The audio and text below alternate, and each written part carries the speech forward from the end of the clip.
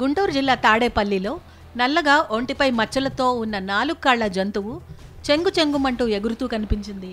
అది ఒక్కసారిగా ఇంట్లోకి దూరడంతో స్థానికులు భయభ్రాంతులకు గురయ్యారు.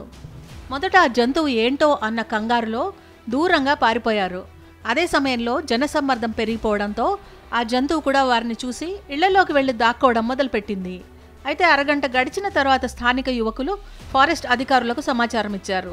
ఒక ఇంట్లో మెట్ల కింద దూరిన వింత జంతువు పారిపోకుండా యువకులు అట్టెపెట్టెలు, బుట్టలు అడ్డుపెట్టారు. కొద్దిసేపటి తర్వాత ఫారెస్ట్ అధికారులు వచ్చి పునుగు పిల్లిగా గుర్తించి దాన్ని పట్టుకుని మంగళగిరి వెటర్నరీ ఆసుపత్రికి తరలించారు.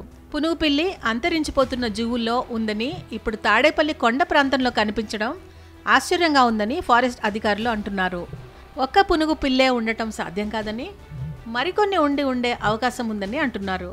సాధారణంగా శేషాచల అడవుల్లో పునుగు పిల్లులు ఎక్కువగా ఉంటాయి.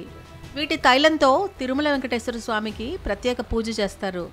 దీంతో టీటీడీ వీటిని సంరక్షించి శేషాచల అడవుల్లో వీటి సంఖ్య పెంచేందుకు చర్యలు తీసుకుంటోంది. అటువంటి అరుదైన పునుగు పిల్లి ఏపీ రాజధాని అమరావతి ప్రాంతంలో కనిపించడంతో స్థానికులు ఆశ్చర్యం వ్యక్తం చేస్తున్నారు. పరిసర ప్రాంతాల్లో మరిన్ని ఈ అరుదైన జంతువుల జాడ కోసం ఫారెస్ట్ అధికారులు గాలింపు చేపట్టారు.